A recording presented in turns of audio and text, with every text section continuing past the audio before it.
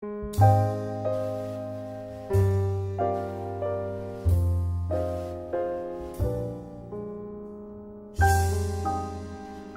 walnut-sized prostate gland is situated just beneath the bladder and encircles the upper part of the urethra. It secretes alkaline fluid rich in enzymes and prostaglandins. This secretion is important to the survival and performance of the sperm. The seminal vesicles also play an important role in contributing secretions which enhance the sperm's chance of success. During ejaculation, the connection between bladder and urethra is closed, while the prostate, seminal vesicles, urethra, and the penis all undergo rhythmical contraction, moving forward the semen, which is composed of sperm plus secretions from the prostate. The aging male is prone to develop enlargement of the prostate, known as benign prostatic hyperplasia, or BPH. The prostate contains numerous small glands which secrete into the urethra, and muscle fibers and connective tissue. In benign prostatic hyperplasia, all of these elements increase, resulting in enlargement of the prostate gland. The first changes in BPH involve proliferation of glandular tissue in the area known as the transitional zone. This is the area immediately surrounding the urethra. As the prostate enlarges, it compresses and distorts that part of the urethra which passes through it, causing disruption to the normal flow of urine. Carcinoma of the prostate usually begins in the peripheral zone, unlike benign prostatic hyperplasia, which most often starts in the transitional zone, around the prostatic urethra.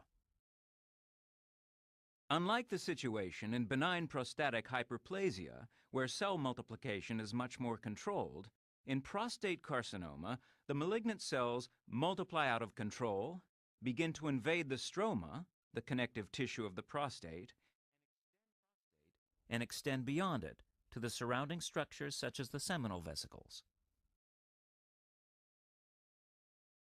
Having breached the capsule, the tumor is now able to spread more widely. Malignant cells may invade the lymphatic system, traveling to regional lymph nodes, and then onto the liver and/or lungs. If the tumor cells enter the bloodstream, they may also be carried to the bones, as well as the liver and lung.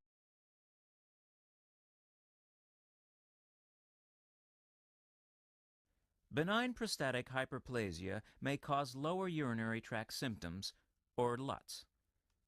These include problems with voiding, such as hesitating and starting to urinate, a reduction in the stream, a feeling that the bladder has not completely emptied with urination, and dribbling after urination.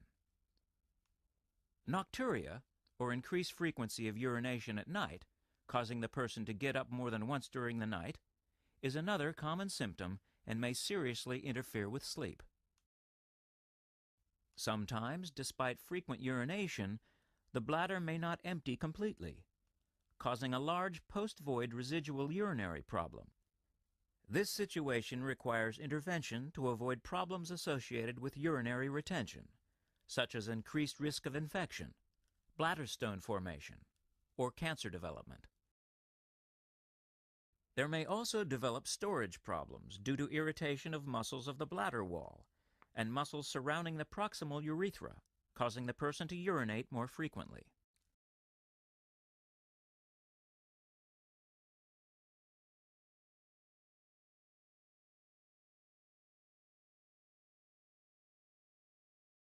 Drugs used in treating benign prostatic hyperplasia act in one of two ways. They either reduce the intensity of androgenic stimulation, or they relax overactive muscles at the base of the bladder and surrounding the proximal urethra. When epithelial cells multiply excessively, in either benign conditions such as BPH or in carcinoma of the prostate, they may release excessive amounts of a glycoprotein called prostate-specific antigen, or PSA, into the circulation. Treatment of BPH with drugs which reduce androgenic stimulation tend to lower blood levels of PSA, while treatment with alpha-adrenergic blocking drugs has no effect on the blood level of PSA. The use of anti-androgen drugs is based on the concept that benign prostatic hyperplasia is caused by excessive androgen stimulation. Testosterone is normally converted to its more active metabolite 5-alpha-dihydrotestosterone, DHT. This requires the participation of the enzyme 5-alpha reductase. Drugs which block the action of this enzyme slow down the conversion of testosterone to DHT, and so the androgenic stimulation is reduced. The prostate tends to regress in size. Symptoms of benign prostatic hyperplasia may also be caused by overactivity of the muscles surrounding the exit of the urethra from the bladder and the prostatic urethra itself. These muscles normally receive impulses from sympathetic nerves, which release norepinephrine, causing contraction.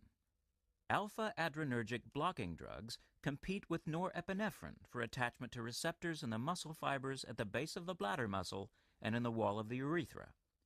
This lessens spasm and encourages muscular relaxation.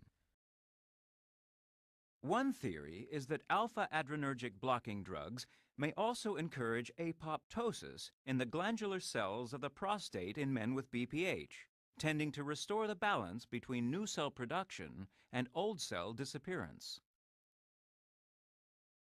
In carcinoma of the prostate, the growth and multiplication of cells escapes from normal control. In addition, there is impairment of apoptosis, the important process of programmed cell death, which normally regulates cell numbers. So, in summary, there are now two major classes of drug used in treating benign prostatic hyperplasia. These are the alpha-adrenergic blocking drugs, which counter the symptoms caused by irritation, and the drugs which reduce androgenic stimulation. As each of these classes of drug works in a different manner, if necessary, they can be used together. The greater the degree of prostatic enlargement, the more effective a 5-alpha reductase drug is likely to be. These drugs may not only reduce the symptoms of benign prostatic hyperplasia, but they may inhibit further prostatic enlargement by antagonizing androgen stimulation in the case of the 5-alpha reductase inhibitors, and by restoring To relieve you and your symptoms, your doctor feels that you would benefit from a surgical procedure called TURP. TURP is designed to relieve symptoms by reducing the size of the prostate. It is also a diagnostic procedure. Tissue removed during a resection of the prostate, or TURP, is routinely screened for the presence of cancer.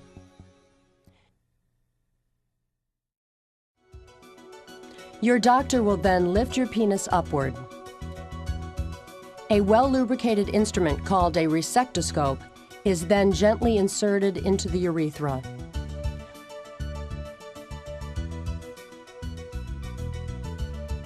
When the resectoscope reaches the back of the penis, your doctor will pull the penis downward in order to create a straight path into the prostate.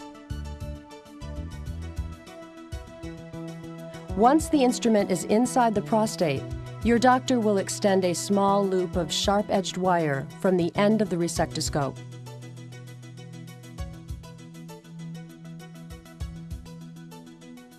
Using this tool, your doctor will then scrape excess tissue from the prostate, restoring it to its normal size. Tissue removed from the prostate may be sent to a laboratory for analysis.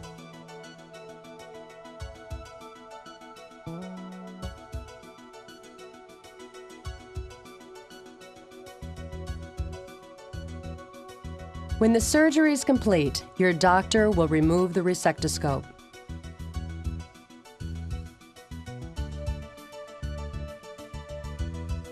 Your doctor will probably ask you to wear a temporary Foley catheter.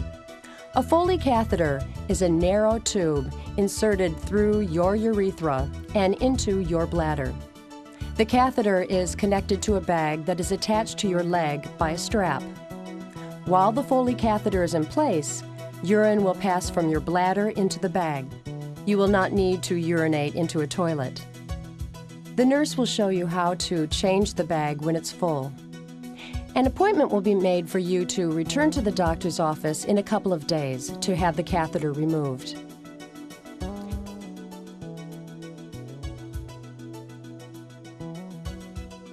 As soon as the anesthesia wears off and you feel comfortable, you will be allowed to leave.